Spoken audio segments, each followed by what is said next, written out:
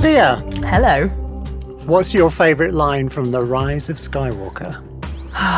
Okay, my favourite line isn't a line at all. It's incline of the head with a tiny little bow. Is that Poe? No, it's No? Kylo Ren. Oh, that one! I love that one. But should actually give you a line as well, shouldn't I? That would be... Yeah, it'll do better on the podcast. It'll do better. This is not a visual medium. Let's try that again. All right, so my favourite line is, I don't care if you win. I need Kylo Ren to lose. Yeah, that's a good line. Yeah, last words. Yeah. Well, nearly last Yeah, words. nearly last words. Not far Bless off. his poor little ginger heart. Oh, I was so sad. Hey, Branwen, Yeah, what's your favourite line from The Rise of Skywalker? I've never seen so few wayfinders. I can see you're slightly bemused. It's such a throwaway line. What is that? It's Finn when they're on Basana and like they're marveling over the festival and Rey's like, I've never seen so many blah blah blah blah blah. And Finn is so like not having it with the excursion they're on. And he's like, I've never seen so few wayfinders because they're there to find a wayfinder. And it's such a little throwaway line in between loads of other fast dialogue. That's but incredible. I remember it making me laugh the first time. I think Finn has the best lines in this whole film, I think. Yeah, He has to be some fair. absolutely brilliant lines. It's either that or he's just the best at delivering them. Oh, yeah. Quite possibly that. The one that I very nearly went for is, will the agony ever end? Yeah. It's also great. Oh, dear. He had some good lines too.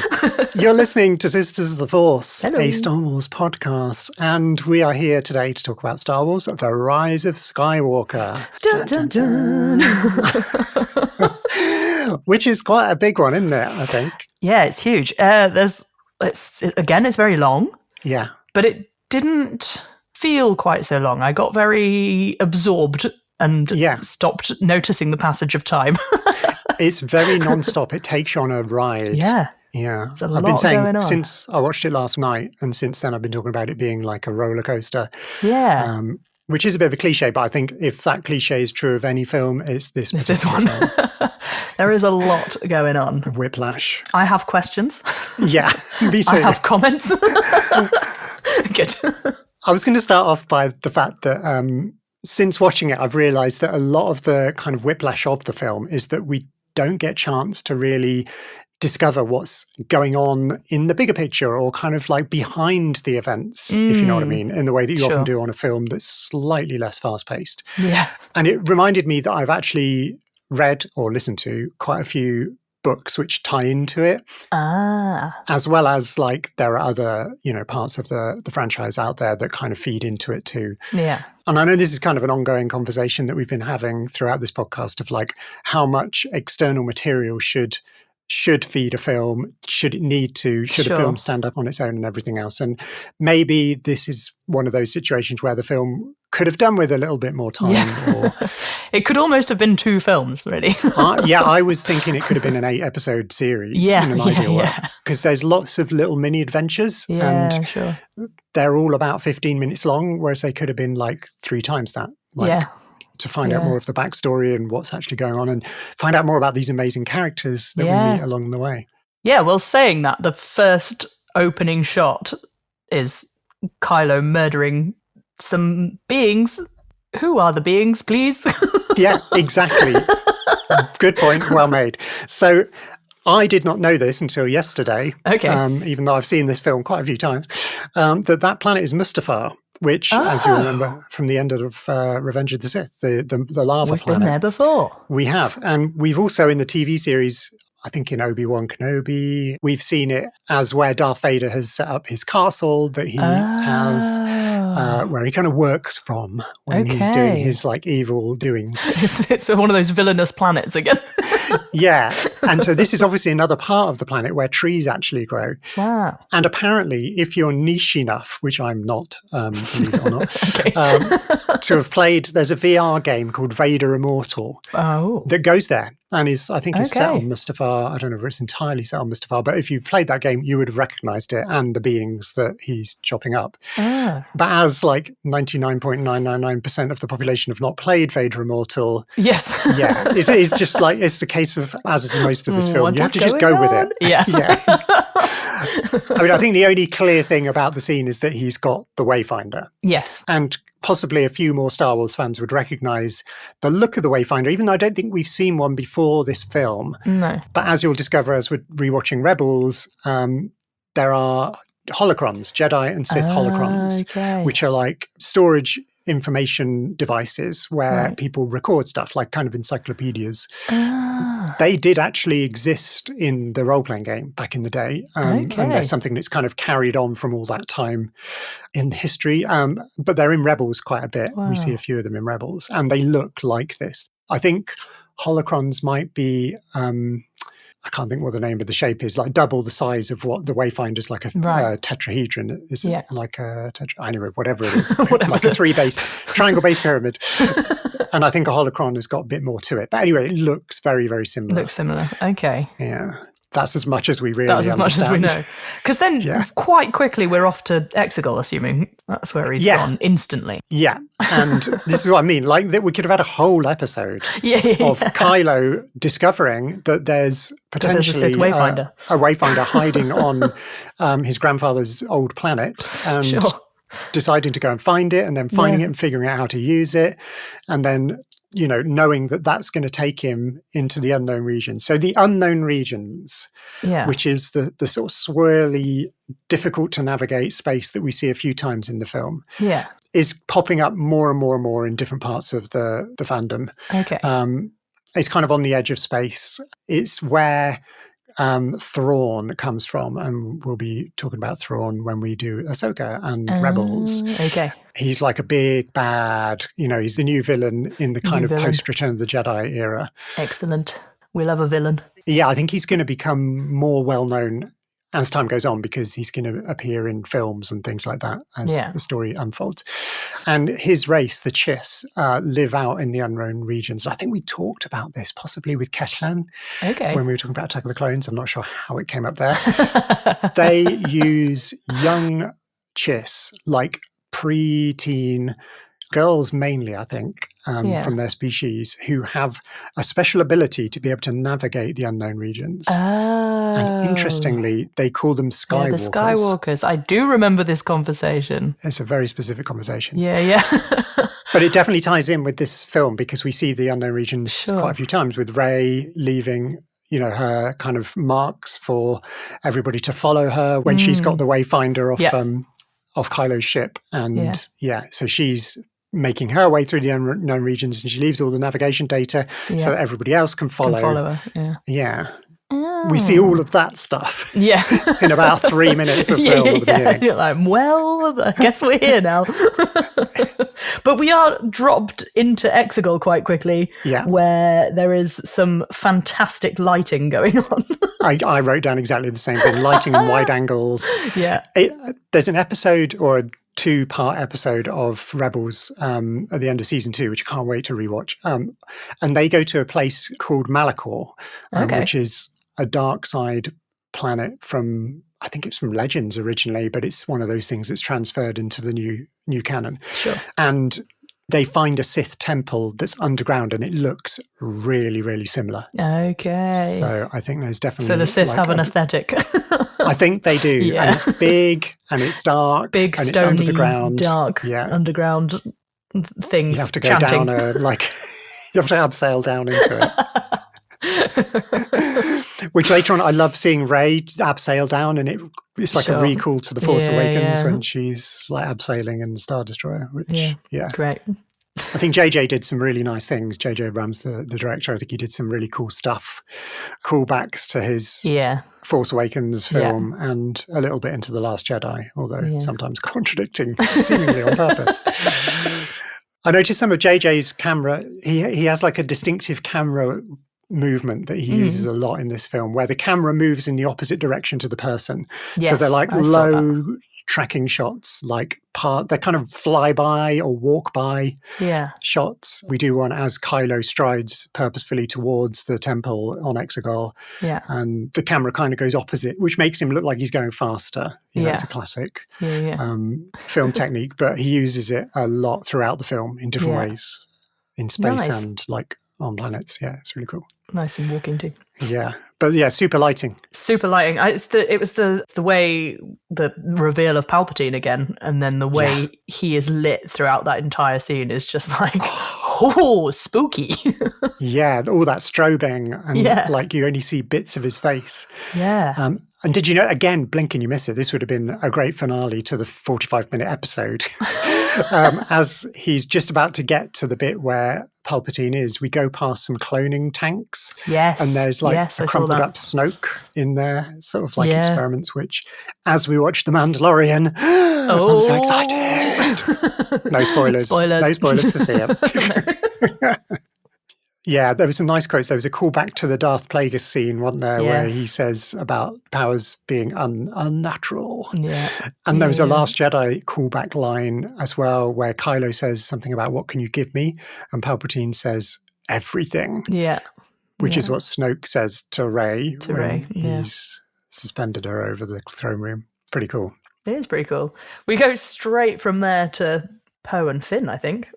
Yeah, that amazing little scene, which again, I want more of this, like in the Falcon, like doing crazy flying. Yeah. And this poor alien who's called Bulio, which I had to look it up. Oh, is that the slug one? No, not the slug that's not the slug. Okay. fiddling, the one that delivers the message. Like they open the hatch. Yeah. Sure. And Bulio's in another ship and they connect him up to R2. The message comes down like the another cable. short-lived character, yeah. yeah, he doesn't last long. It looked like really old tech and they were like, oh, we got to take it to an older droid. yeah, exactly. R2's got one of these R2's got a floppy drive. Quarter-inch jack, yeah. So funny. And the little LEDs that come on. Yeah. Yeah, Bulio was voiced by Mark Hamill. I didn't realise this either until I tried to look up his name. I could hear it was something Ulio, but I didn't catch the first letter. Catch it, yeah. And Poe like smashing the Falcon into the side of the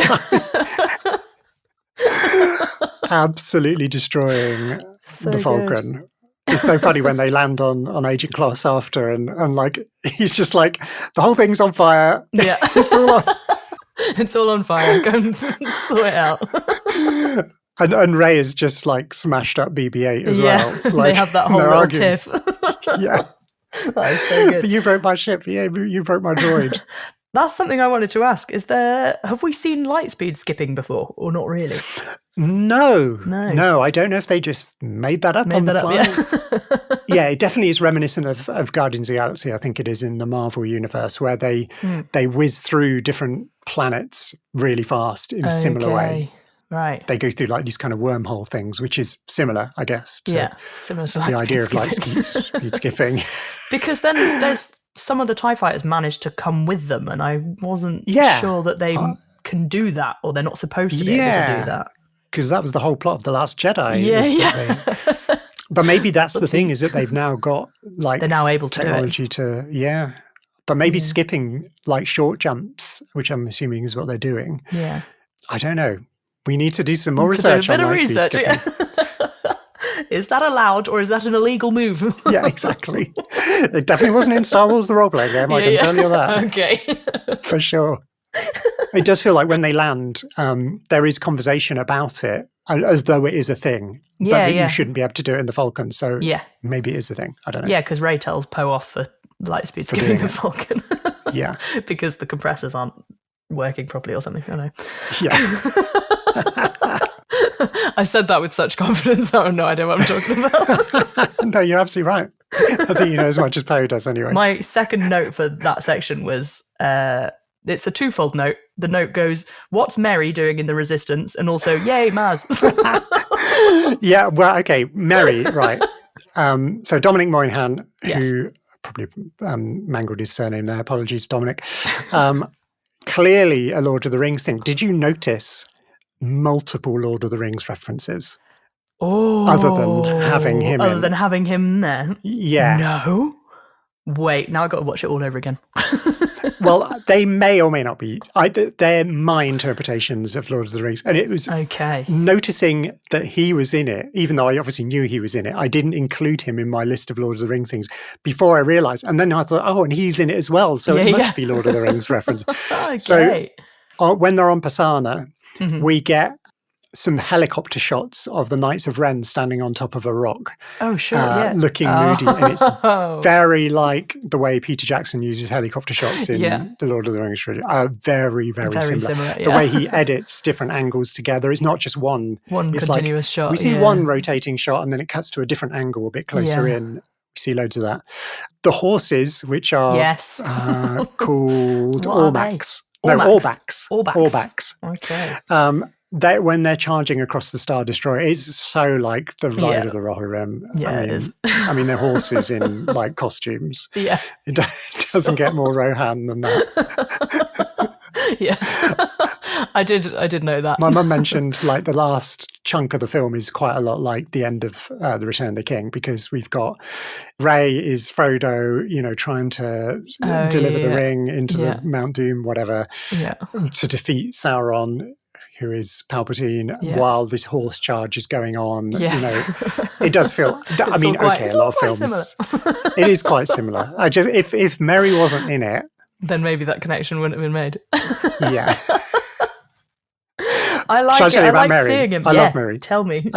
This is really interesting, and I need to pursue this because I've forgotten all about it. It's something I did know about a year ago and then forgotten about. His character is called Beaumont King. Okay. And there's a book called The Rise and Fall of the Galactic Empire, which recently came out. It's written by a real historian called Chris Campshall, who's like an actual historian of real history. But he decided to write this book called The Rise and Fall of the Galactic Empire, and it's done as a pseudonym of Beaumont King. So Beaumont King survives, as we know. Yeah. And he is a sort of Star Wars historian. That's why he's the one that gives that slight response to Poe's famous somehow Palpatine return line. Yeah. He says dark Sith cloning something. I can't remember what he says, but he like expands on it. Sure. Because he studied the history of all of this stuff. So that's the only clue in this whirlwind. So again, that'd be another like amazing episode where he is researching like cloning and what's been going on and what Palpatine might have been doing. So yeah, he's not just a background rando Lord of the Rings person. He does have quite a fleshed out character, which I really like. I want more of him. Yeah, he was great. I enjoyed seeing him. Yeah. I love all of the banter that's going on in this whole so good first sequence. Finn especially, but Finn and Poe and Finn and Rey, they're just like high speed dialogue. I think that's JJ. I think JJ is a great screenwriter, and it just flows so well. Yeah. And you can tell as actors they're really enjoying the dialogue. Yeah. Oscar Isaac is just loving being Poe having a great time in those times. Yeah. Definitely. Yeah. I did have another note of why did they not let them be together? I'm still angry about this. Poe and Rey? No, Poe and Finn. Finn and Rey. Oh, Poe and Finn. Yeah. Well, any combination, really. I mean, any other combination would have made me mad, but Poe and Finn. Oh, great. really? Yeah. Okay, fair enough. Yeah. There's a whole lot of fanfic out there for you. Do you know what? I'm going to go and read it, and I'm going to bring some back. But I'm guessing at this point, like at least 50% of Archive of Our Own is either Reylo or Finn and Poe. I meant to look that up today and I forgot. Yeah, it's pretty big. We did talk about it before. I will go and check because I have a membership to AO3. That's not something I should be admitting. I think it's sad that Rose didn't get... I understand they particularly didn't give Rose more of a role in the film because the actress, is it Kelly Marie Tran? She'd had such a hard time with online abuse and stuff, just awful. And I know she's like... That makes me so sad. It does me because she's great as an actress and I love the character as well. It's exactly the sort of character we need in Star Wars. Yeah. And like they did make a point of like, she's going to stay there. Yeah, Leia they're needs keeping her. her. Blah blah Yeah. blah. That's kind of fine. I kind of get that. Yeah. But I'd have loved for her to have gone on the mission with her, because it was great seeing the three of them, on an adventure, because we hadn't really ever seen that. It's the first time we've seen them together adventuring, and it does make you want more. Yeah. I have a feeling we're going to get more. I think more is coming down the pipe, which I'm very excited about. Yeah. We should really, at this point, shout out Leia, because I did say it's so intense. I mean, it's really clever. It's so clever, but I remember watching this and just feeling so sad immediately. Yeah. And just being like, oh, I can't cope. I don't know. I was more affected by the death of Carrie Fisher than most of the deaths that happened around that time. Yeah, me too. She is, very much missed. Yeah. I'm really struggling to watch the scenes with her in for so many reasons, that being one of them. Yeah. Especially the hug when she hugs Rey. Yeah. And you can see Daisy's face and you're like, how could she, what emotions must Daisy have been going through? What are they doing? Yeah. Because they must have shot it with a body double. Yeah. To get the opposite angle, Yeah. it must have just been so intense. And then for Daisy to watch it. Yeah. I can't imagine what that would feel like. Yeah. It's all it's a little bit, because obviously they had to use bits that they'd already filmed before. Yeah. Or body double or dialogue that they've recorded before. They were very clever about it. You can see when she is and isn't in shot and all that kind of stuff. It was so clever and really, really cool, but it just hurt. Yeah. It hurt in such a weird way. Yeah, like nothing else ever will, really. It's such a specific 2/3 of the way through a trilogy. It's not very often that happens to such a major character's actor, For sure. Yeah, and it was going to be her film. I know. Episode 7 was going to be Han, episode 8 was going to be Luke, and this was going to be Leia, but it wasn't meant to be. No. I think I somehow need to detach from it as well, because the other reason I have a problem with watching the scenes is because my brain is constantly trying to work out where did they get that bit of footage from, which outtake or which deleted scene. Yeah. Watching it this time, I have a feeling they didn't say this, but I've got a very strong suspicion that they used a bit of the kind of AI deepfake type thing that they've done in Rogue One and in other places. They've tried it a couple of times for small scenes, and it would, it's there are bits where it looks like an outtake or a deleted scene. Yeah. And then there's bits where it's a bit too polished. Yeah, sometimes the movement is a bit too smooth or whatever. Yeah. And because they can do the voice now as well, you can just conjure up a voice. It really freaks me out a little bit as well. I just find it all kind of a bit... Yeah. Because then there's just permission gets blurry then as well. It is difficult, yeah. I think with this, they knew they could do this, but I think it kind of has to stop there. Yeah. Yeah, there are other issues, as we'll discover on all of our watching adventures that we go through, that there are some other bits that are controversial, and, we need to talk about recasting possibilities and things like that, because we don't... Okay, in the post episode 9 Star Wars galaxy, those characters are all dead in the Star Wars galaxy, so we don't need to revisit them, but there is still storytelling going on earlier in the timeline, and there is this sort of do we have these CGI versions or do we recast? And most of the fan base is saying please recast. It just feels there's something ethically weird about it for me, that I'm just definitely. No, I don't. You can't keep using people's image. No, exactly. And I'm speculating that they used it in this. Yeah. But I can't help feeling that they must have done. There's just too many specific lines that, I can't work out how they would have got that from a Force Awakens deleted scene sort of thing. Yeah. Yeah. Oof. We can shake that bit off. We get this little interlude at this point of this...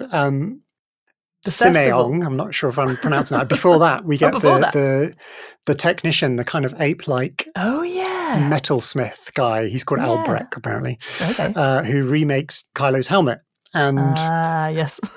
I really love the new look helmet, actually, with the red veins. Leading to, I'm sensing some unease about my mask. It's so funny, that scene. No. This is where I think JJ semi taking the mickey out of Ryan Johnson, like not taking the mickey, but like ribbing Ryan Johnson a little bit. Like, no, we are going to have Kylo's helmet back. Yeah. You may think you've destroyed Kylo's helmet. I No. liked the helmet. We're having it back. It's so funny. But yeah, a very funny scene with the First Order, like being very nervous about Kylo, but made slightly less funny by the head of Bulio being thrown on. Yes, the that table. was awful. But it's all of the like funny banter bits, but juxtaposed with the like, oh no, there's some really awful stuff still happening, and Yeah, here's a nasty reminder. Kylo's being pretty awful. Like he's flinging Kylo's somebody horrible up on the ceiling. Yeah, he's doing some nasty stuff in this film. Yeah. But yeah, now we can go to Pisana, to the amazing the festival. So cool. I was talking in our little pre-record chat about this little mini documentary on Disney Plus in the like extras bit about the filming in the desert. It's just wild. Yeah, they built a town to like do this sort of to film in 15-minute sequence in the film.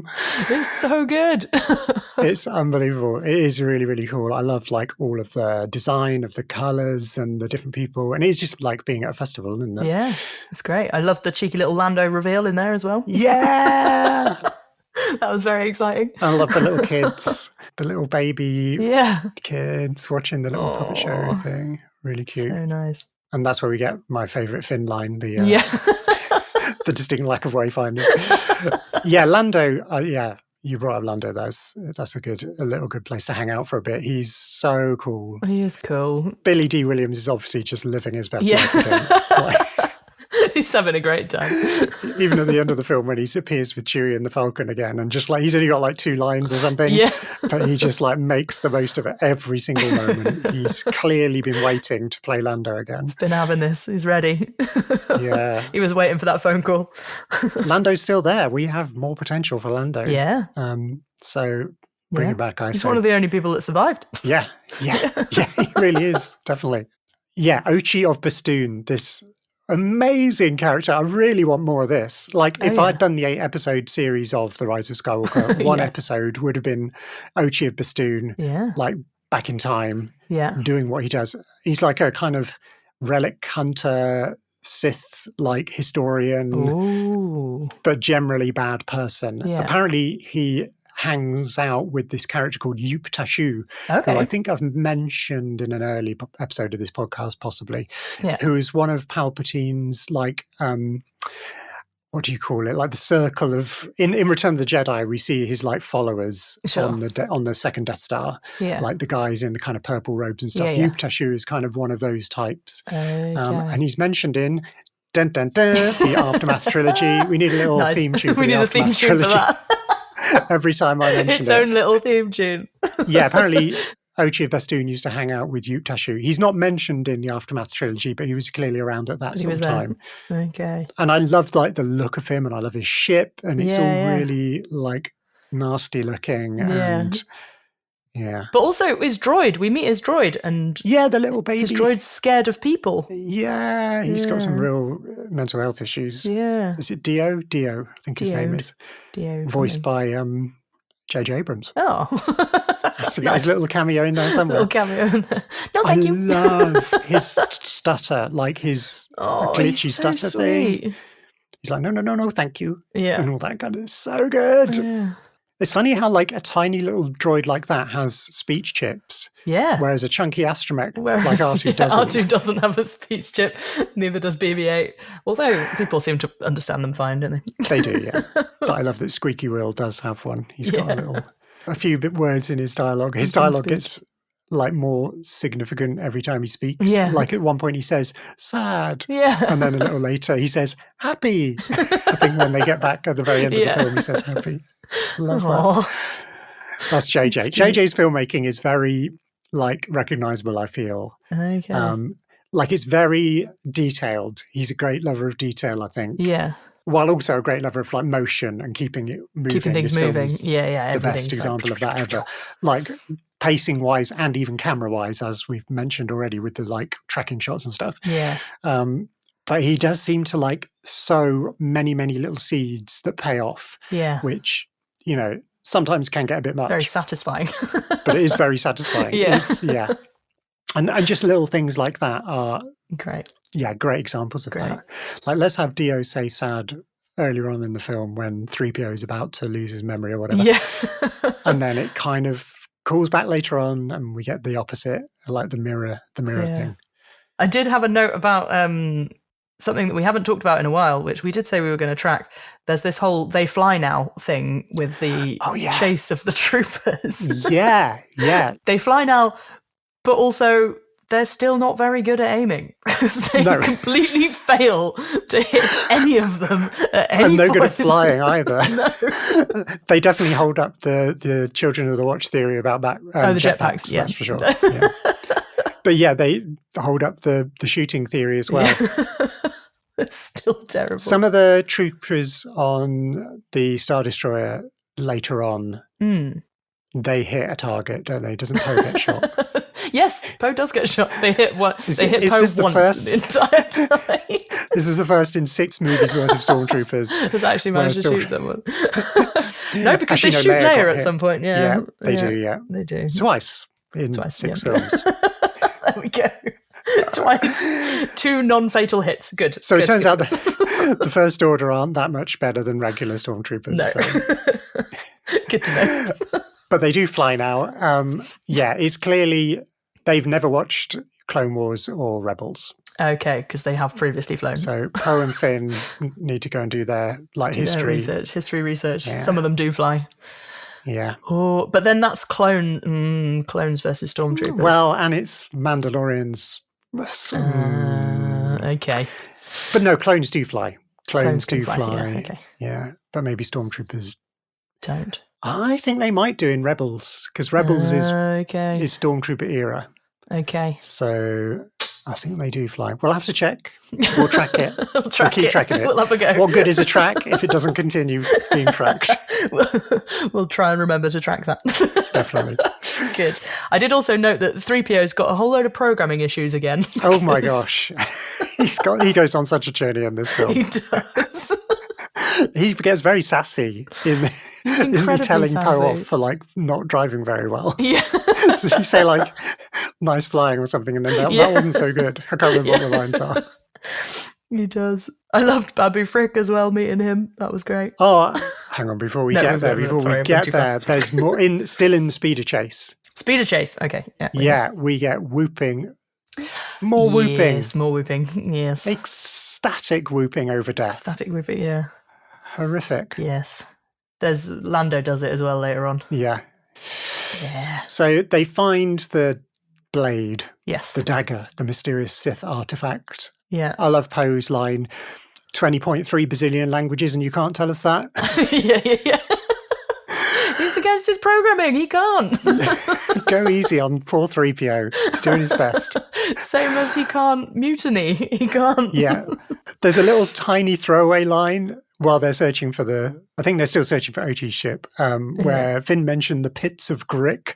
And it's again another little thin throwaway line that's very easy to miss. Yeah. I did Google the pits of Grick, and of course. There seems to be nothing yet about it. Okay. Like you read things saying it's obviously a place which is probably not very nice to be in, but it's all just basing it on the context of Finn's life. Thanks. Of literally that. Good. We're But so pleased. I think we should track the pits of Grick. The pits of Grick. In case they pop up it. in a novel. Yeah, somewhere. Amazing.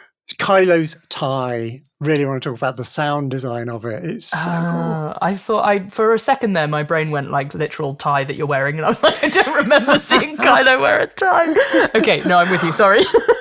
Well, it is officially apparently called a tie whisper. Tie whisper. I think is a very un-First Order kind of a name. That's making me think of chocolate bars. Yeah, and it's closer to a tie that you would wear around your neck than a First Order ship to me. Sure. I like the fact that we hear it. I don't think we've ever at this point maintained speed with the camera on a TIE fighter. So generally when we see TIE fighters, they're whizzing past. Whooshing past. Yeah, sure. So we get the Doppler roar of the TIE fighter, which we've known, come to know Forever. and love, or hate, depending on who you what are. it does to you. Yeah. But this time we're sort of following, tracking with him. So we hear the constant whine of the TIE engines, which is really cool. Whether they did a massive audio time stretch of the original TIE roar, because it's like this kind of constant pitch, or maybe they've kind of looped a bit. It's really clever. Really love it. It's got some slightly different overtones, which I'm guessing is the whisper thing. It's possibly a quieter engine. Quieter version of a TIE fighter. It's the Ford Whisper. It's a fancier version. It'd be a Tesla, wouldn't it? Because it's going to be electric. Some kind of weird Tesla. Brutal Chewie scene. That is brutal. I did have a little note here of Rey's power seems to have upticked massively. Yeah, I think there's a symbolic thing that's throughout the film of her anger. Yeah. And it's obviously establishing her Palpatine roots and the sort of potential for her to turn. Yeah. Because I think there has to be this potential that she's going to turn. That Kylo's been kind of goading with her. So that moment, which is probably the first time we see a massive power increase. Yeah. Is because she gets so angry with Kylo and she loses it. And when she loses it, she suddenly produces the Force lightning that we know from Palpatine. Right, yeah. Even though we've seen Count Dooku use it, we're assuming that Palpatine taught Count Dooku how to use it. Yeah. It's a dark side skill. Yeah. But the fact that it comes to her naturally, I think, is supposed to make us think, oh, Palpatine. Oh, yeah. Which at this point I was like, she's a Palpatine. Guaranteed. Got it. Yeah, but she does definitely. I mean, I think she has been training. There's been a certain amount of time since The Last Jedi, and Leia has been training her. Yeah. There's a book called The Jaws of Jakku, which I mentioned at the beginning of the show, that there's some sort of external stuff that sort of outlines what's been going on in between The Last Jedi. The Jaws of Jakku by Cavan Scott, who's a brilliant Star Wars writer. He's done loads of writing for Star Wars, and especially the comics. Yeah. And it's about Rey and Finn going off on a little mission to Jakku, and we see her, developing some of her skills, or at least we see where she's got to. Yeah. And there's another book called Resistance Reborn, which is immediately after The Last Jedi, really, where the news is spreading amongst their allies about the absolute disaster of the Battle of Crate, and Poe and Snap, who's one of the other X-Wing pilots, they're trying to recruit more people and find more allies. And I think it was a while since I've listened to it, but I have a feeling we do get a bit of Rey sort of developing a little bit. Yeah. But I think the idea is that she has been doing a lot of training with Leia. Yeah. I think in this film in general, overall, there's a lot more kind of powerfulness from both the Jedi and the Sith that we haven't really seen it get that big before. Yeah. As well as other people being able to kind of feel things through the Force a lot more. And it was I had a slight theory. Let me find my theory because I wrote it down.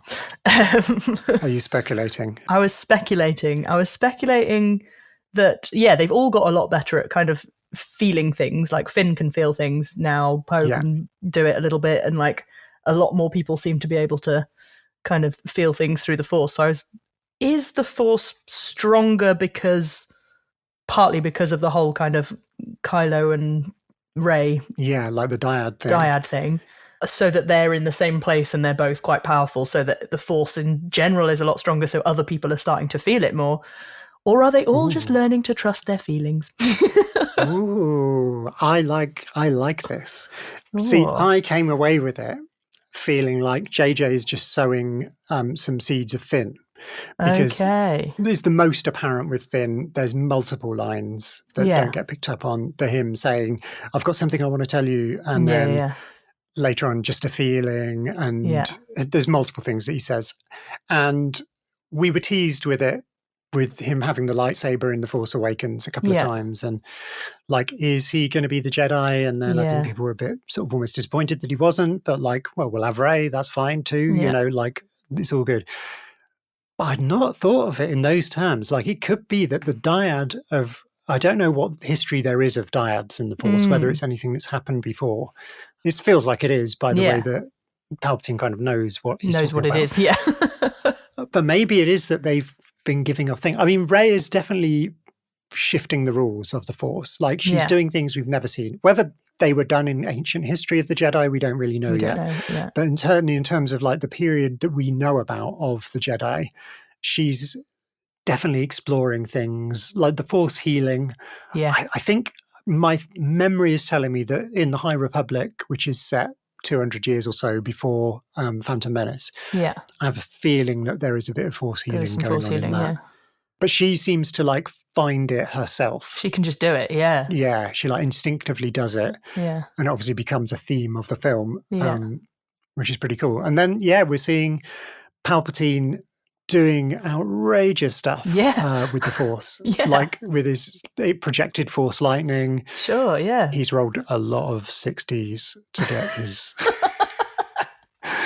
like control To get slash control over alter that, yeah. thing, which you have to do, yeah, in the West End games. Love it. Yeah, I feel that Rey has got this kind of, I mean, it sounds a bit obvious, but she's got a very feminine approach to the Force. Yeah. That's quite different from how all of the male Jedi, which is mostly what we've seen, Yeah. use it. Apart from Ahsoka, we need to revisit all of Ahsoka and just sort of see what she does. But she has got a different approach to the Force as well, to be honest. Okay. And maybe Rey is like giving off rays Yeah. of Force. Yeah. That they're all picking up on. Maybe. Yeah. There's nothing to say, because I mean, the Force, as Yoda says, runs through everything. Yeah. It binds us all together, whether we're Jedi or not. Mm. And there is slight spoiler. Is it a spoiler? No. Okay, I don't need to go into details. But there is a character in one of the other things that we'll be watching in the near future who is not Force sensitive on the surface. Yeah. Like, they don't really show any sign of having Force abilities. Yeah. However, they do learn to fight with a lightsaber for a Okay. particular reason. Yeah. And as time has gone on, they have developed seemingly Force skills, Okay. which is controversial. And it's controversial in the program that, Yeah. you know, where we see Yeah. this happening. Ooh. So this is, and it's quite new, you know, it's like very recent stuff. So Yeah. maybe they are expanding what we understand of the What we Force. can do. Yeah. And I'm all for that. Like, Yeah. if there's one thing I can't abide with, to quote C-3PO, is Yeah. fans who say the Force doesn't work like that. Yeah, we don't know how the Force works. Nobody. I love that line where maybe this is JJ again, like planting like meta Easter eggs of Han Solo saying to Finn, "That's not how the Force works." Yeah. Of like, that's Han being, you know, stubborn and About stuck it. in the past, which he would, because that, you know, Yeah. he's a It's grumpy just old him. man at this point. Yeah. So maybe, you know, like, we don't know how the Force works. Yeah. Nobody really does. Certainly nobody in the present day, in this era of Star Wars. knows. There's so few Jedi still around because they've all been wiped out. The Emperor's kind of almost done us a favor by wiping the slate clean of all the Jedi dogma and leaving us with all these new possibilities. And Rey is such a kind of like pure, almost naive, you know, she's lived this isolated life on Jakku. Yeah.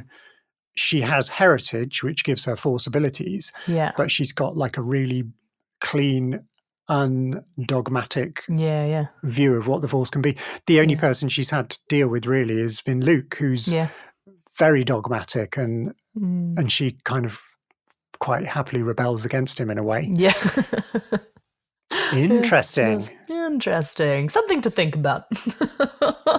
Something to ponder. Yeah, I didn't imagine it's going down this rabbit hole, but I like this kind of rabbit hole. That is a rabbit hole. Okay, Kijimi. Yes. Got to keep moving. Kijimi is, I love this planet. I love the snow and the kind of like city. Yeah. I just can't imagine how, is it a set? Like, is it a location? It must be a set. It must be a set. It must be bits of set. Or model or something. Yeah, like enhanced set where they build a set and then they like add on to it.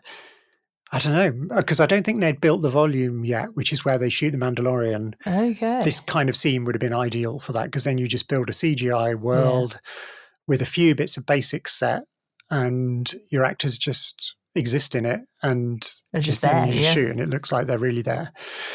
So no need for Excellent. green screening and stuff. But I'm guessing this is probably a combination of all sorts of technology to make it happen. But Yeah, it is really cool. I It does love look the look of cool. it. And I love Zori. Oh, we need more Zori.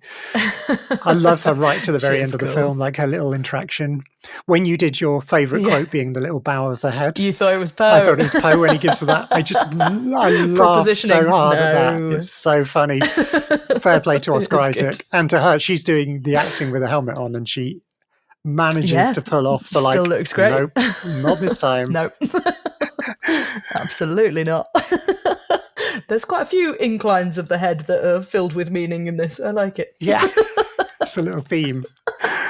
But yeah, really, all we're interested on is Kajimi is Babu. Babu Frick is amazing. I love him. Yeah, we've since seen more Anzellans. There are more than Babu. Oh yeah. In similar situations in the Mandoverse. Okay. They're like hackers. Yeah. Hackers of droids. Exactly, yeah. Brilliant technicians. I presume they probably do other things, but that's their speciality. I love when he's mentioned later and C-3PO is like, oh, he's one of my oldest friends.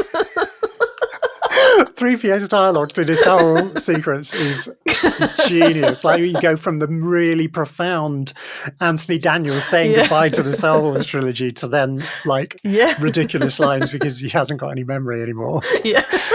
So good. Anthony Daniels must have been living his best life as well, I think. Yeah. Yeah, there are 3 Anzellans in the Mandalorian and Grogu trailer. Oh. And we have names for them, apparently. I can't remember them off the top of my head, but they're quite funny names. Okay, that's exciting. They're playing with Grogu, obviously. I think they go on a little mission with Grogu, the 4 of them together. And you can imagine, it's going to be hijinks. It's going to be great. Comedy. Babu's dialogue. Isn't it voiced by... I don't like to bring up anything associated with She Who Must Not Be Named. Yeah.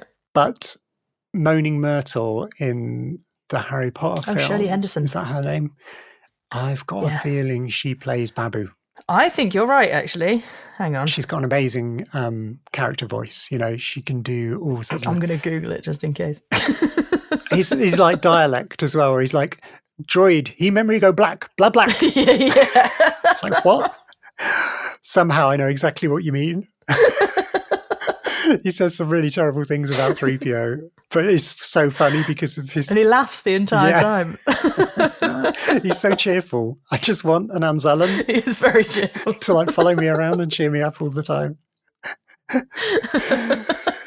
It's contradicted with the seriousness of 3PO taking one last look, sir. Being white. My friends. Yeah. Oh, I remember that being in the trailer. I kind of wish they hadn't given us that in the trailer, but I remember and his red eyes come on. No. So cool. That was quite scary. And he's got a whole different voice and stuff as well. That's quite clever. Yeah. But he is at the mercy of his own programming again, because they wouldn't have done it if... Yeah, totally, yeah. If not. We had to hack his programming somehow. Yeah. So I guess is this the culmination of our tracking of droid... Nah, we're going to keep doing it, aren't we? Nah, we're going to keep doing it. We've got to keep doing it because we've definitely going to keep continue doing it. We've got more droids. When we do a Chopper, like Chopper is a whole case of his own. Whole nother thing, yeah. We're going to have to break Chopper down. I love how he's also a bit like, but they're going, it's fine, R2 can back you up. And he goes, it's not reliable. Would you want he R2? might not be able to. Would you trust? Yeah. They go onto the Star Destroyer at this point, I believe. Yeah. You have to really keep track of where the story's going.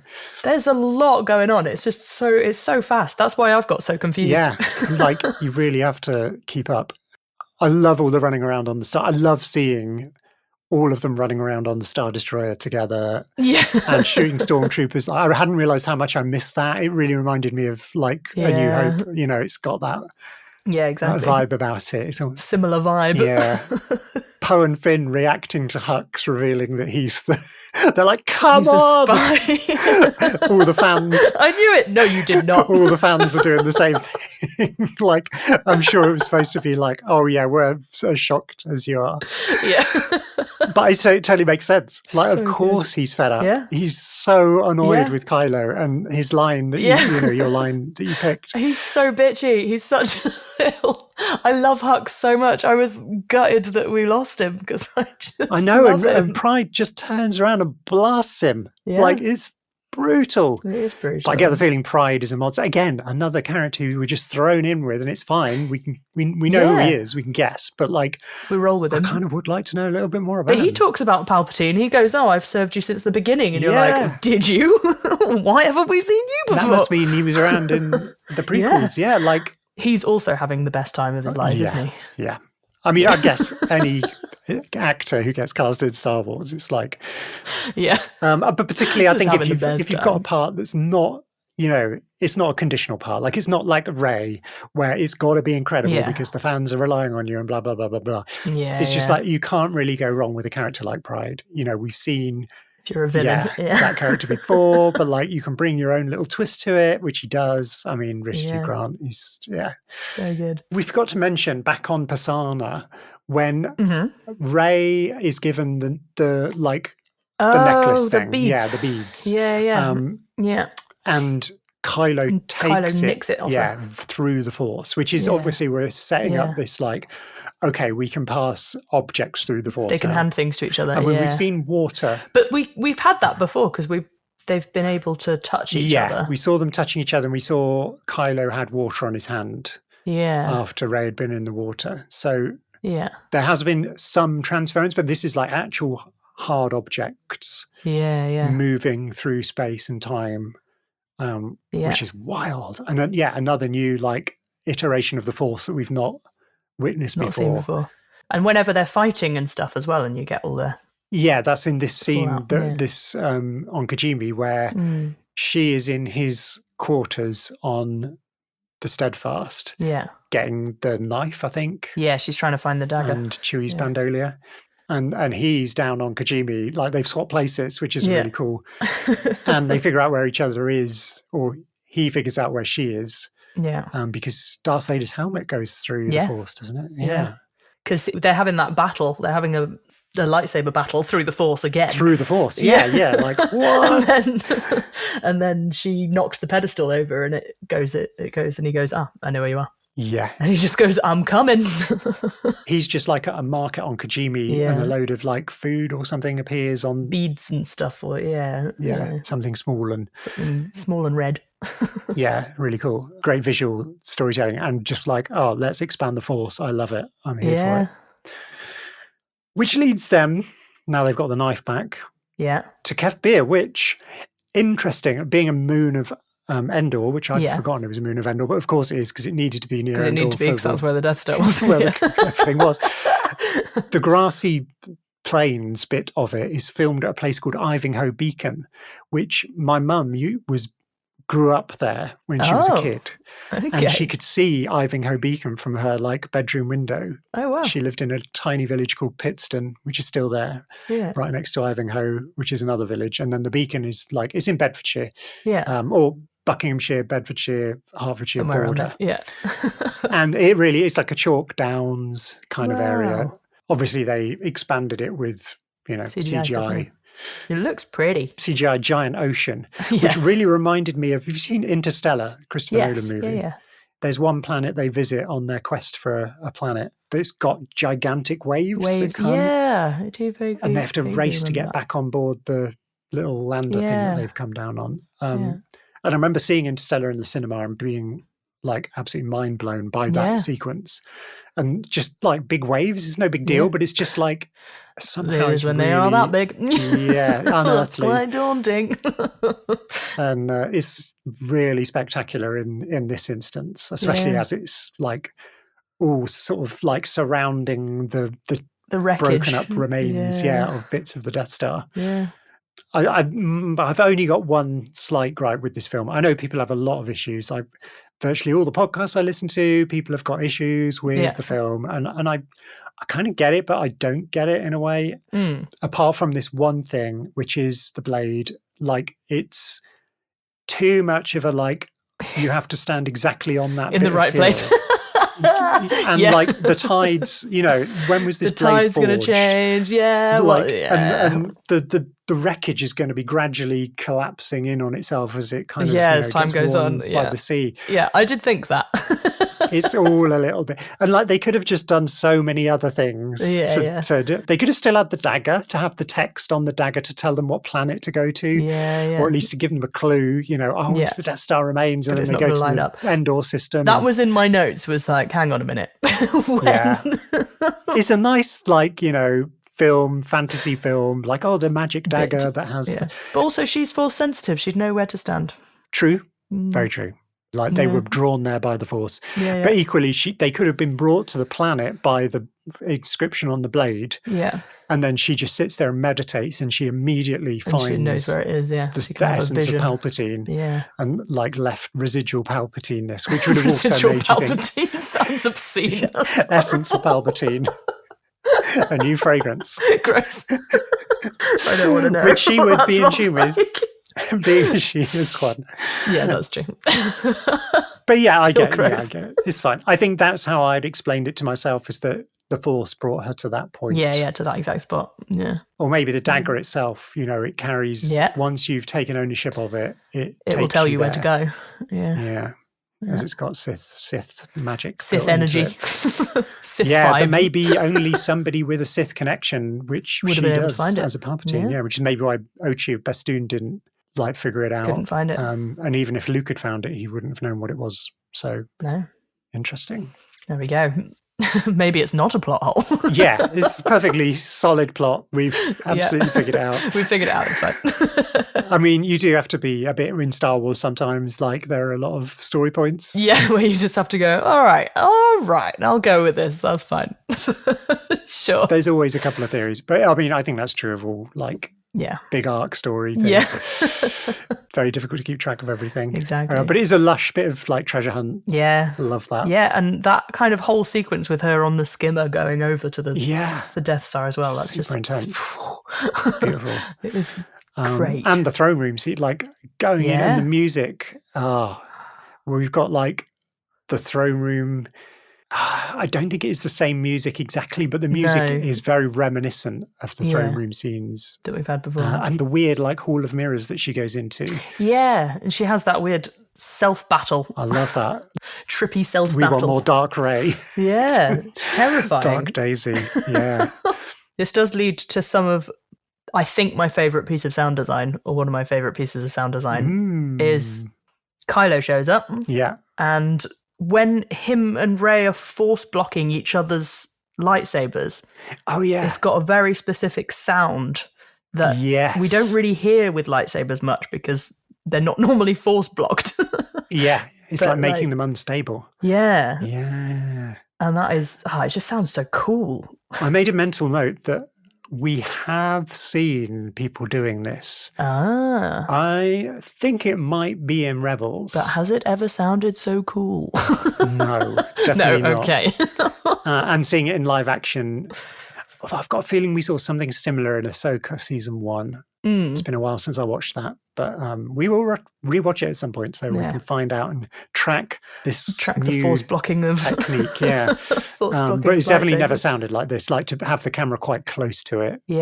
So the perceived sound design is you're right in there, and their force blocks sound different as well. To each other. His force block sounds different to hers. And he's still using the red saber at this point, which has got that instability about it, which has its own cool. It's a bit more crackly. It's gritty.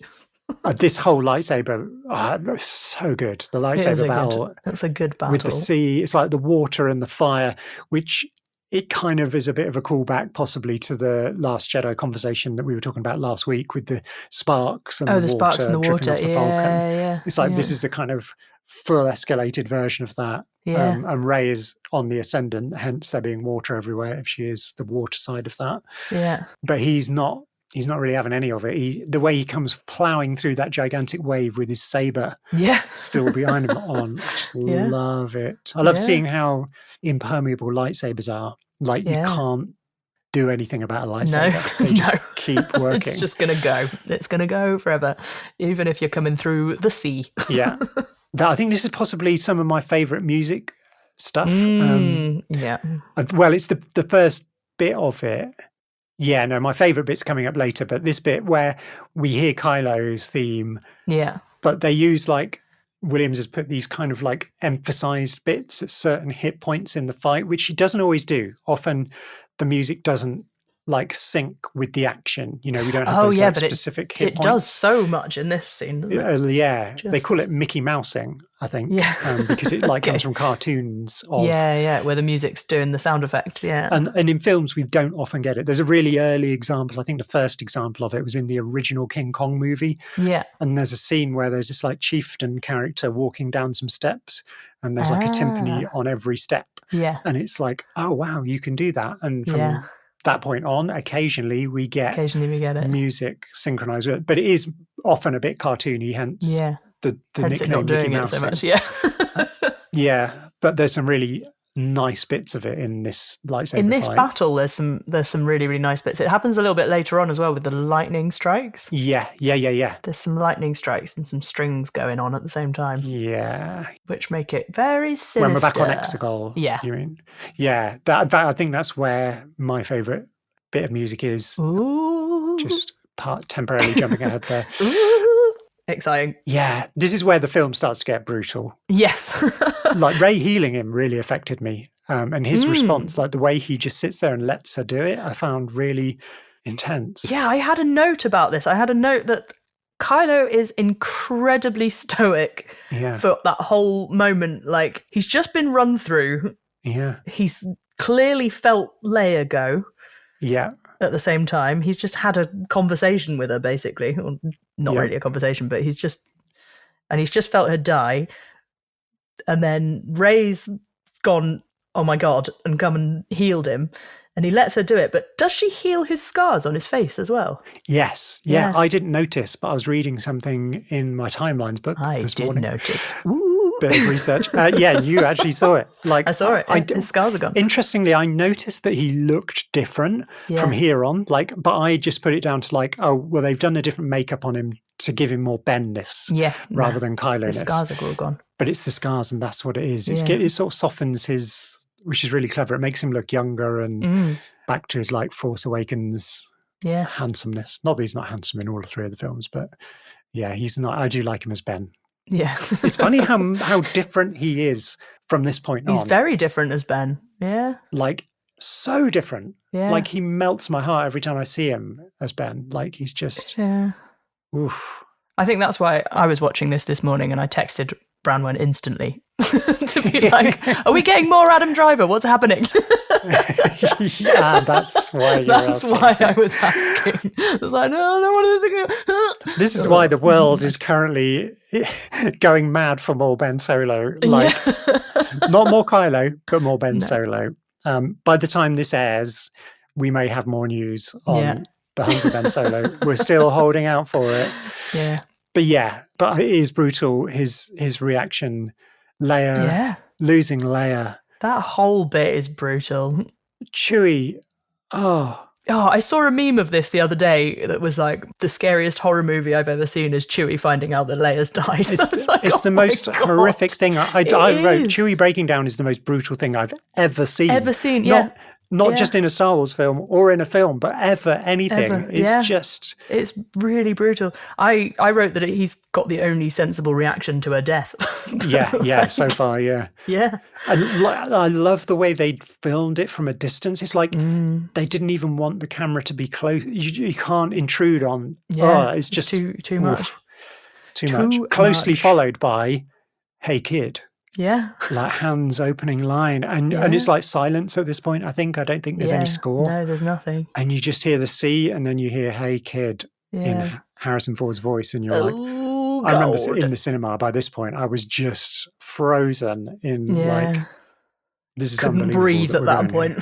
Yeah. There is no breathing happening. And the dialogue, the scripting of the scene, like the mirror of the bridge scene from Force Awakens is just, and Harrison Ford absolutely crushing it. Yeah. Like, we know he's not been the greatest fan of playing Han. Yeah. And he's probably come back. We don't probably want to know how much changed hands. For that, that's true. But he clearly does it from a place of honouring the character. He puts everything into that scene. I also wonder if we have that scene partly because we don't have Carrie Fisher anymore. and they needed Maybe we needed something. We needed one of the parents to have that interaction with him. Yeah, it could be in a way that they couldn't. It might have been supposed to be Leia. Yeah. Yeah, that would make sense. Yeah. Like a Force connection with Leia or something. Yeah. Yeah, that would have 100% have been the script. Yeah. Yeah. You're right. Well spotted. And then they're like, well, actually, we're going to have to do it this and way Harrison instead. would have been like, for the sake of Carrie, 100% he would have come back. He might have come back for nothing for that. Yeah, and Ben saying dad. Oh. Okay, I think we need to end this podcast. We can't go on. We can't do that bit. We're not talking about it. Okay, let's move on. There's a scene not long after this where we see them destroy Kijimi City. Yes. I presume it's called Kijimi City. And it's very reminiscent of, not actually in the Aftermath trilogy, funnily enough, but in the aftermath of Return of the Jedi, the Emperor sent out these like robot versions of himself. Okay. to like the Imperial remnants around the galaxy, and had them do this thing called Project Cinder, which was just basically kind of a terrorist action almost, where they used heavy weaponry on Star Destroyers and small fighters and stuff like that to absolutely decimate planets for no good reason, other than like the wrath of the Empire.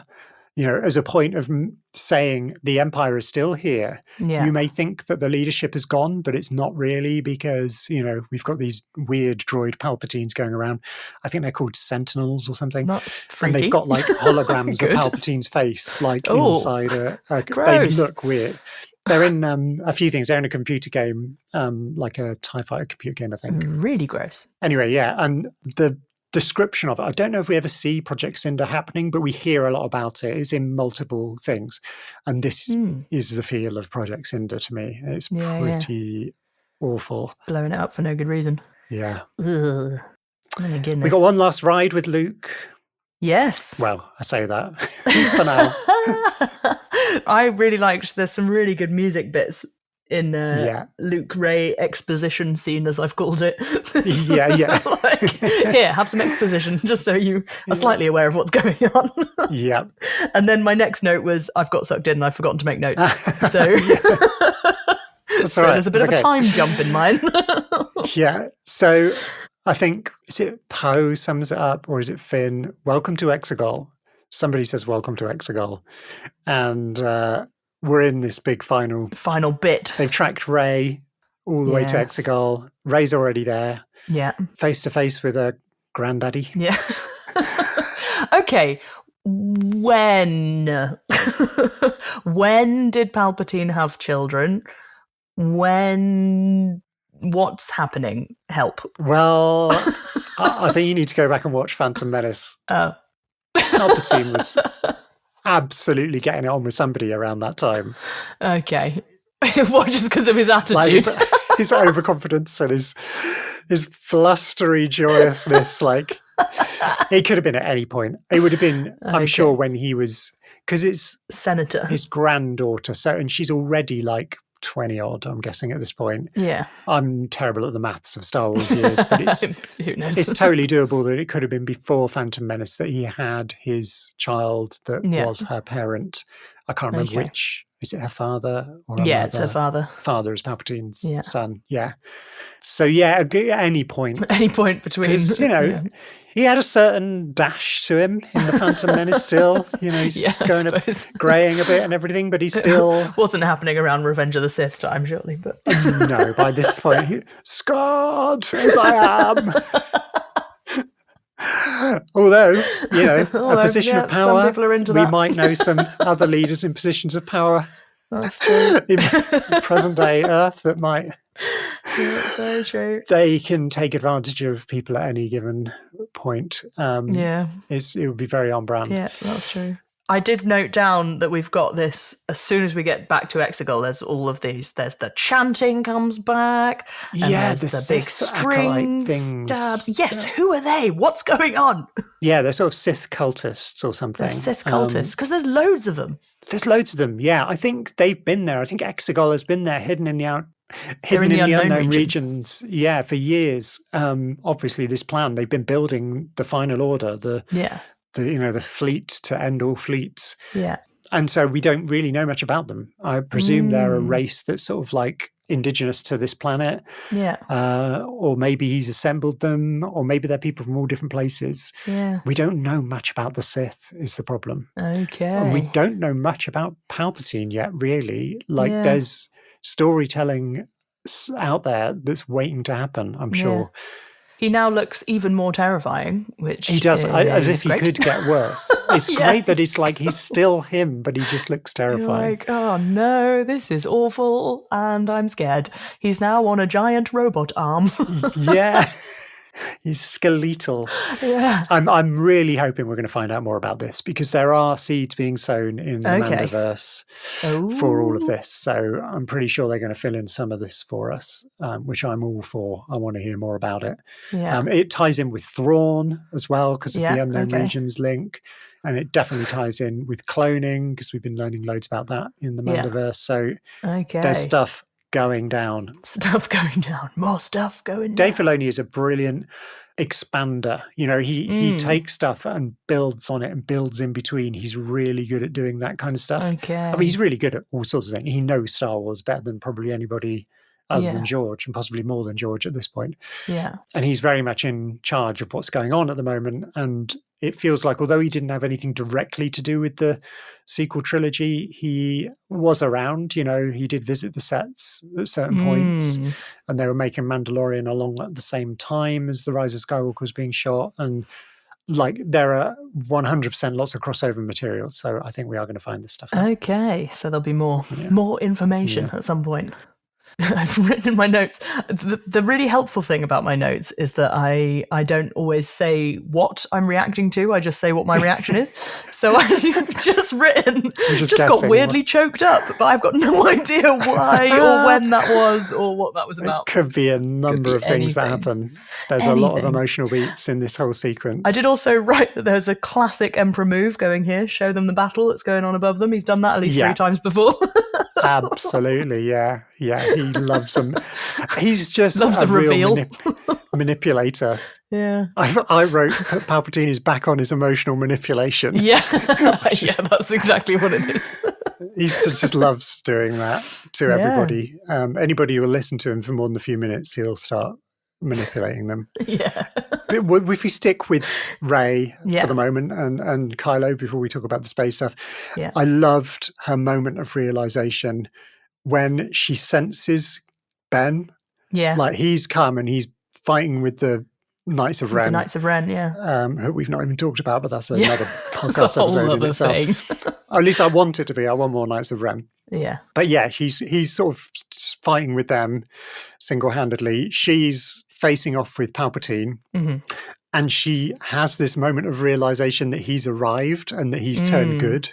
Yeah. And like Daisy Ridley, all props to her for like the tiniest like facial movement. A little bit. I don't even know what it is. It's just something in her eyes of like, oh, Ben's here. Yeah. Oh, and I know what to do now. And she puts her hand behind her back and sends him the spare saber. Yeah. So cool. And that's my favourite line, is the little, and now I've got a lightsaber. I'm now going to kill you all. Yeah. It's very like the Matrix when Morpheus is in the dojo with Neo and he does the little finger beckoning thing. It's that vibe. Like, let's go. That vibe. Yeah, and Rey and Ben together facing off Palpatine is just beautiful. Two lightsabers, the dyad in the Force. Yeah. Again, that would be a full episode or two. Like, oh my gosh, talking about all of that, because it's just like, oh, it's a dyad. Okay, here we go, and you're like, whoa, so much going on. Whiplash. Yeah, it's just another bit that you blinked and missed. Fine, we'll go with it. Yeah, this is the themes when he arrives and we get Rey's theme and Kylo's theme merging pretty much. Yeah. And we've been having Palpatine's theme all over the shop as well. Yeah. It's the YouTube video that I mentioned in the episode with Jessica. Okay. We will post it in the week of this episode. So while you're listening to this, go and check out our Instagram and there'll be a link. write that as a reminder now. Yeah. Because it is a great episode, a great YouTube video, which Excellent. like absolutely predicts this. Okay. It's so good. Anyway, so that's my Nice. favorite musical bit.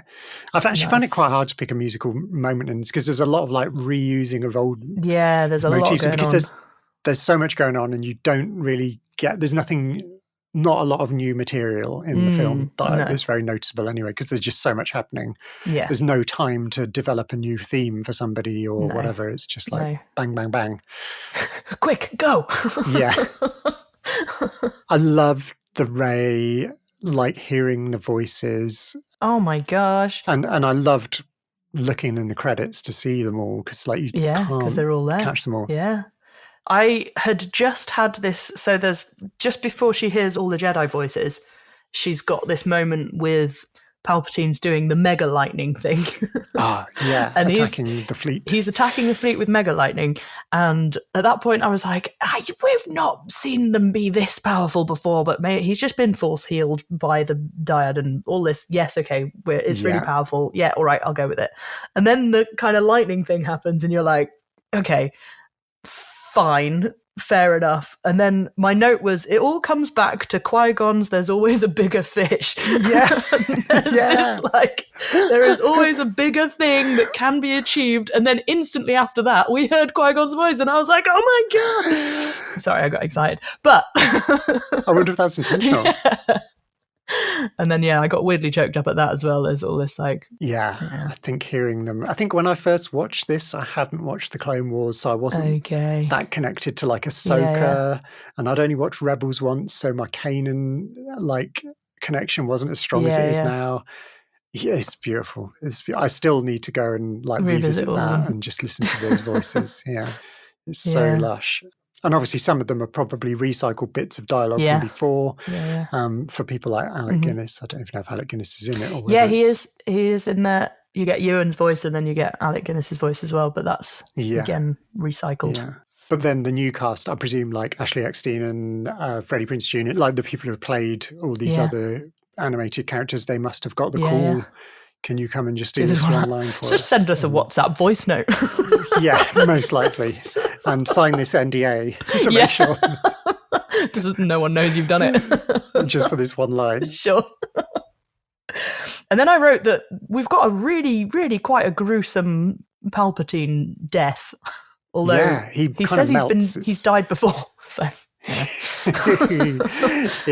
no one's ever we really don't trust it. No. I have a feeling this might be it for Palpatine. I have a feeling we've had like... It would be a bit like, oh, come on. Come on. It would be an eye roll to be all eye rolls. Yeah. And it is a spectacular death. We do see melting flesh. Yeah, grim. Ew. It's very Raiders of the Lost Ark. Pretty spectacular. Rey with her 2 sabers. Yeah. Absolutely taking them out. Amazing stuff. Love it. And then poor Ben broke me. Yeah. And it does seem very poignant to be talking about this in, this little bit of time where people are talking about this new possible Ben Solo movie. Yeah. And yes, we see him vanish, but we've been talking quite a bit through this episode about Force skills and abilities. And coming back. That some may consider unnatural. No, that we've never seen before. Like, his last act is a Force healing that we don't know much about. And or at least a return of life force. Like, that's very interesting. It is that interesting. So it's like Rey is carrying around part of Kylo's life force. Yeah. As one half of a dyad, but also because he put it back into her to bring her back. To bring her back. So there's all manner of stuff that might or might not happen in the future with Ben. Yeah. We got to talk about the space stuff. Space stuff. There's some pretty brutal stuff. Oh, it is quite brutal. I'm never going to forgive them for killing Snap Wexley because as a lover of the Aftermath novels, it is a massive loss. Yeah, I know it doesn't mean so much in just the context of this trilogy because we've hardly seen him. Yeah. But as a character, he's been in it a lot. He's in Aftermath, and Nora, and who's his mum, and Snap himself come up in that Resistance Reborn Oh, novel I was yeah. talking about, Yeah. which is by Rebecca Roanhorse, which is a great Ooh. name, Roanhorse. That is What a great cool name. I love that. It's a really great novel, actually, of this like desperate attempt to rebuild the Resistance from. Yeah. It's basically the Millennium Falcon and all who is on the Millennium Falcon at the end of The Last Jedi. Yeah. Although Snap and some of the other X-Wing pilots, Black Squadron, which is like Poe's team, Yeah. they are elsewhere. They're not in the Battle of Crate. They're not They're in that bit. conveniently off doing something else. So they've survived. Okay. And they reconnect. And they're obviously Very very well. sad to hear the news that most of the Resistance has Most been of them killed. gone. Yeah. But yeah, there's this kind of like build. And Snap and his mother, Nora, who's another one of the fighters in the Battle of Endor. You know, we've really got to know them through all of these books. And you become attached to them. And just to see him crash down Gone. in a flame. Gone. Flaming There's quite a lot X-wing. of brutal. We've talked about There is. lots of very brutal deaths over this trilogy. I only discovered today that Nyan Num died in this film in the bit where, you know, the Tanta V4, the blockade runner that was sort of Leia's dad's ship, and then was kind of Leia's ship, the one we see at the very beginning of A New Hope being captured by a Star Destroyer. Yeah. Because we see that take off from the Resistance planet at just before, you know, the big battle. Yeah. And we see it in the battle, and we see it crashing down as Rey is having her like last chance to dance moment. Yeah. And Palpatine's crushing the fleet. Yeah. We see that ship go down in flames, and apparently Nyan Num was aboard, which is really sad. He's the like Lando's co-pilot in Return of the Jedi. Can't remember the name of it. The Sullust. Okay, yeah. Sullustan. Sorry, not Sullustan. Sullustans from the planet Sullust.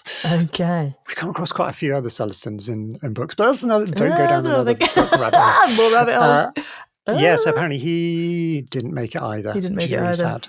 Oh, but yeah, I love the kind of the push and pull of it, the hope, There's and then so much going on, disaster, and so like it's not much going to going happen, on. and then the fleet arriving, Lando, like in the Falcon, leading all of these people. It's There's a not shot. a navy; they're just people.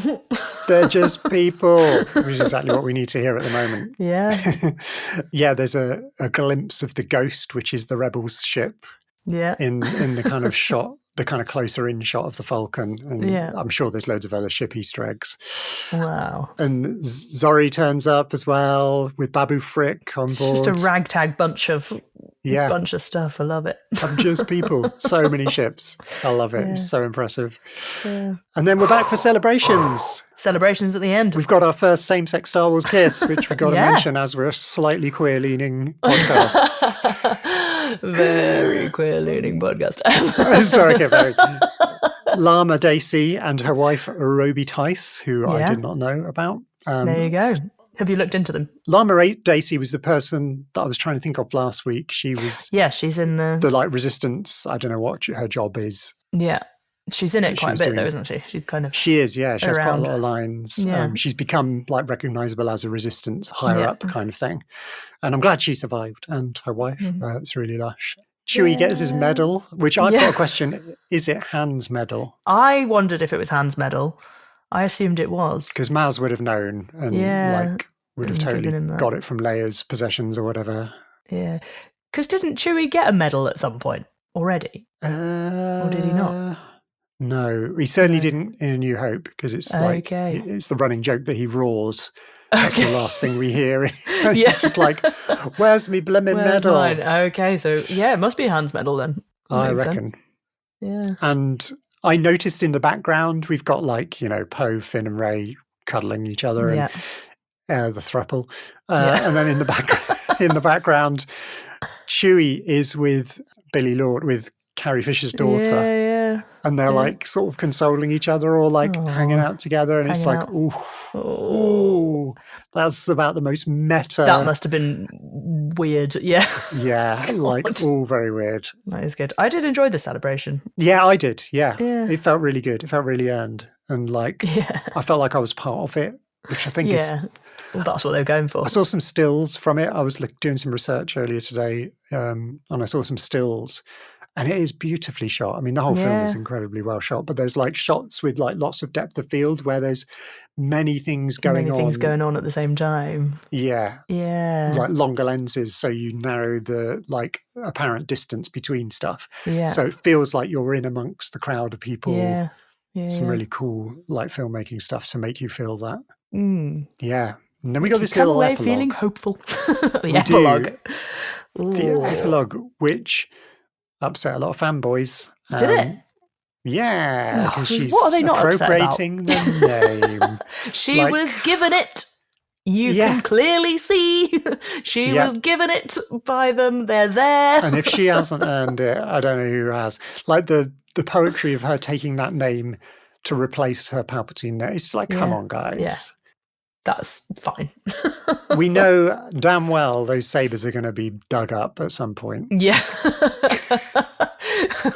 That's true. We've not seen the last of those, but I want Rey's lightsaber. Yeah, that one is pretty cool. And it's got a different on thing. Yeah, the swivel thing, because it's made of her old staff from The Force Awakens, like her Jakku staff. It's bits of that repurposed with a yellow kyber, which I don't know where she got that.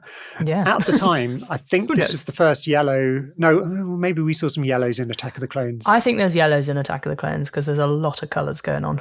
It's interesting in like, I don't know if it's in the role-playing game or in the old Legends stuff. Yellow lightsabers were generally owned by a certain type of people. Okay. And they were people that we sort of referred to as grey Jedis, who were like neither light nor dark.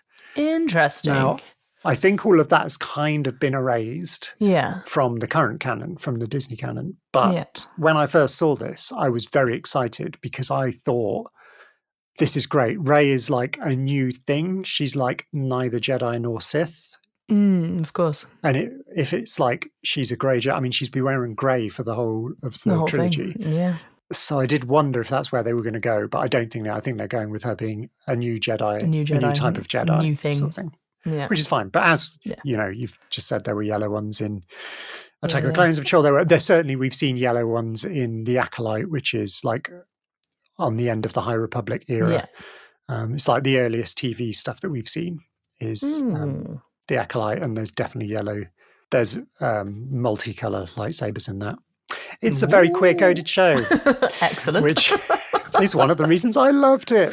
But not just because of that. I just love it because I just love the characters and everything, which we'll come on to at some point. We'll get there. So, I've got some facts for you. Give me some facts. So, we were tracking Wilhelm Screams. Yes, I've learned something about Wilhelm Screams.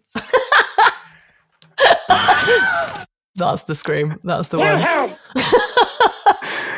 Sorry, we're never going to hear the end of Wilhelm. Excellent. I love it. So, continue. The Wilhelm Scream. You know how I said in our episode with Ketlan that it wasn't a proper Wilhelm Scream? Yeah, in Attack of the Clones. Yeah, in Attack of the Clones. It was take 3 of the Wilhelm Scream or something stupid like that, because there are actually 5 takes. Oh my god. So Ben Burt got hold of this scream, and there are 5 takes of the scream. So actually there is more than one Wilhelm Scream. There's the classic one, which you've got on your soundboard. That one, yeah. But there are also 4 others. So there is a Wilhelm Scream in Attack of the Clones, but it's one of the ones that's lesser known. Oh, my mind is reeling. With that said, there is no Wilhelm Scream in Rise of Skywalker because they have replaced it with another scream called the George. Okay.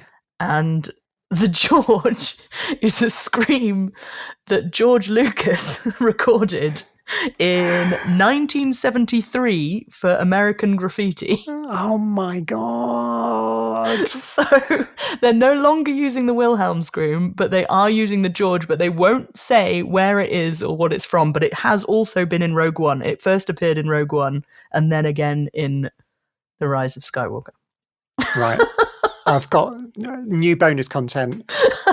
Find it. We'll get onto our plans for bonus content, but we're going to do an American Graffiti rewatch.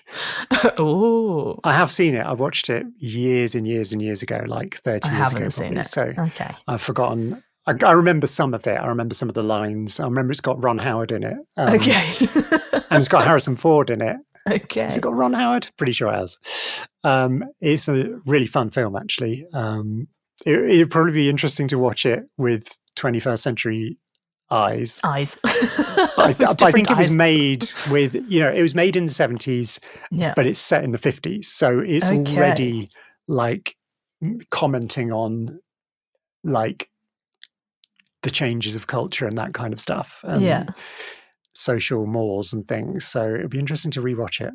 So I think we need to rewatch it and rewatch that. Look out for any screams and then cross-reference. Cross-reference with this. Rise of Skywalker. We'll see if we can work out which one it is. What is the George? And then we can get George on the soundboard to replace that. Until such times we do that, we are Wilhelm. The Wilhelm is still in other Star Wars media, but it hasn't been in any films since The Force Awakens. Okay. That was the last time they used it. So it wasn't in Last Jedi? Nope. Did we establish that last No, we did establish that. It's not in there. No. Cool. So I love that little deep dive into the Wilhelm. Well, I issue a formal apology for saying that it's not in Attack of the Clones, because it is. It's just a different take. Technically it is. It is. While I was preparing the soundboard, which I was doing 10 minutes before we started recording, I did go on YouTube and watched a little video about the Wilhelm Scream, but I didn't watch very much of it because I was really just trying to get the audio. Just trying to steal that sound clip. Which is where I got that bit as well. And I watched that. It has a little clip of the film, which I can't remember the name of, so that shows how bad my research is. I did have that written down, but it's written somewhere else. That could be another bit of bonus content, although I think it might be a bit tedious to watch the entire Western. Originally, one of the bits that I really enjoyed was apparently Ben Burt found it in a sound archive on a tape that was named Man Eaten by Alligator, and that's where the Wilhelm Scream comes from. But he's the one who named it the Wilhelm Scream after the character. Yeah. That's absolutely bizarre. The plot thickens. But it is still a meme, and it's still funny, and I still love it. And I will still continue to track it, because it does pop up in other places. We need to do the American Graffiti rewatch quite soon so that we can start tracking with George, because, Yeah. Talking of bonus content, today we are wrapping up our journey through the Skywalker Saga. Oh my God! Or as Jessica designated it, the Palpatine Saga, which I think she's I think she's probably right. So technically what we're saying, this is the end of season 1 of Sisters of the Force. No. But fear not, we're not going anywhere. Nah, we got too much to do. Next week, we've got a special random bonus episode for you where we're going to dip into one of the one-off Star Wars films. You can take your guess as to which, because there's only 2 at the moment. Actually, well, there are multiple ones. There's some older ones as well. Yeah. But anyway, we're going to be looking at one of those in our usual way. Then we're going to have a week off. And then we'll be back kicking off season 2 of the podcast with 2 episodes of The Mandalorian. What? Where we'll have a very special guest.